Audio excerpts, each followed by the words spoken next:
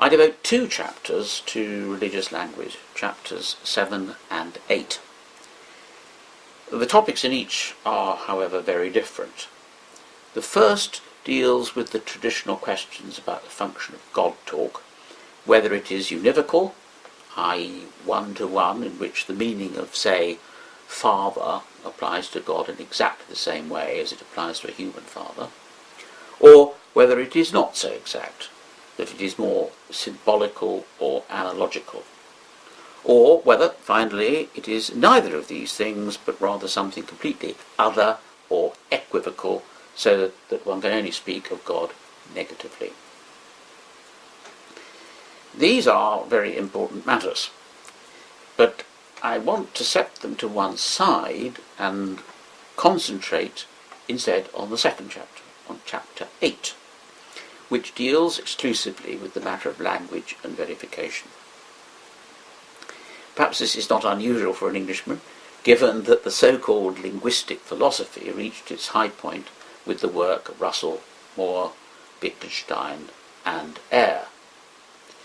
All English philosophers, myself included, have either been taught by or met those who were taught by this famous group, and so it's in the bloodstream, as it were. So I make no apology for concentrating in this final interview on this area.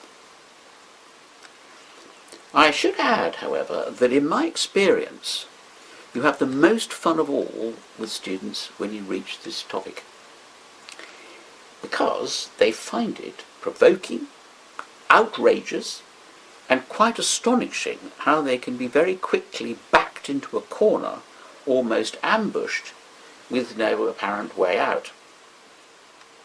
At the moment, as we all know, we are in the middle of what is called the New Atheism movement. So it can come as a bit of a shock to find an argument almost as strong as that proposed by the New Atheists coming at them from the rather rarefied realms of language and language analysis. But so it is.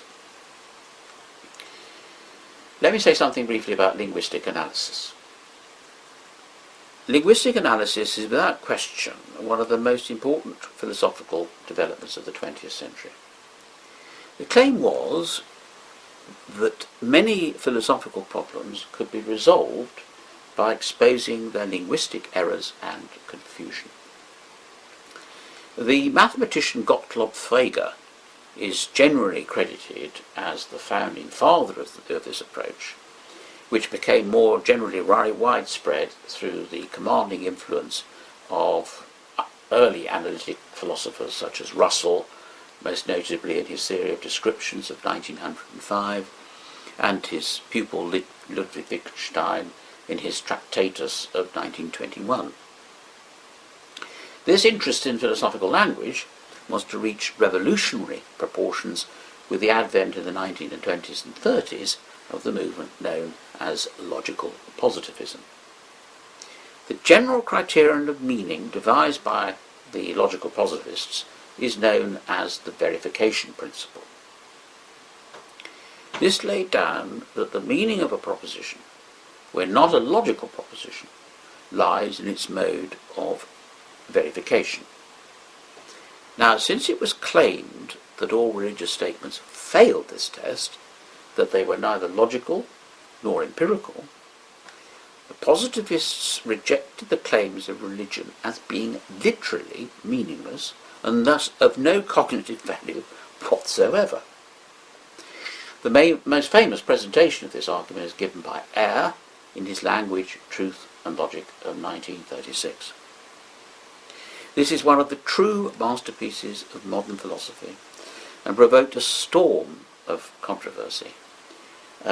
Some philosophers, you may like to know, were even known to come to blows in Blackwell's bookshop in Oxford. Some, indeed, proclaimed the end of religion altogether. Well, the successes of logical positivism were, however, comparatively short-lived, not least because the logical positivists themselves came to realize that the verification principle, the linchpin of their method, was internally insecure and could not be rendered meaningful on its own terms. How, after all, do you verify the verification principle? If you can't, then isn't it meaningless? This led Eyre later to conclude that the quest for a general and precise criterion separating meaningful from meaningless statements should be abandoned. Perhaps most significant of all criticisms was the one levelled against the logical positivists by their great mentor Wittgenstein. In a famous move away from his earlier work of the Tractatus, Wittgenstein argued that the meaning of language could not be straitjacketed in the way that the logical positivists proposed, and that accordingly the meaning of assertion was best determined by analysis of its use or function as a particular language game within its own form of life, i.e., to use the famous expression, the meaning of a word is its use in the language. This conclusion, set out in Wittgenstein's posthumously published Philosophical Investigations of 1953, was taken up by many theologians as a conclusive reply to the logical positivists, allowing them to justify the meaning of religious discourse through functional rather than verificational analysis. Now this sounds all very dry, but believe me, it isn't. Everything came to a head in the famous university debate of 1955 between Flew, Hare and Mitchell, with Hick tagged on. Flew introduces his famous parable of the invisible gardener, and Hare and Mitchell respond with stories about madmen with blicks and partisans working for the enemy, and Hick gives us the story of the celestial city. It's all great fun, but this discussion, whether or not religious language has cognitive content, whether or not, in other words, it is actually saying something about something, set the agenda for the next 2 decades and remains with us with the continuing discussion about realism or non-realism. This is another wonderful example of how philosophy can develop from something apparently obscure and technical and end up by throwing down the gauntlet to all those who still insist that religion does not depend on the kind of factual requirements that we find, for example, in the sciences. This is, of course, precisely what Dawkins and his allies are saying now. But the verificationists had already made the same point more lucidly and to much greater effect. And it is this that students find particularly interesting and intriguing. I can only repeat that when I teach this in the classroom, it is wonderful to see how the mood of the class can quickly change and how they are forced to think about what precisely is being said in any theological or religious statement or confession. How vacuous is it? And if it isn't vacuous, what content does it possess?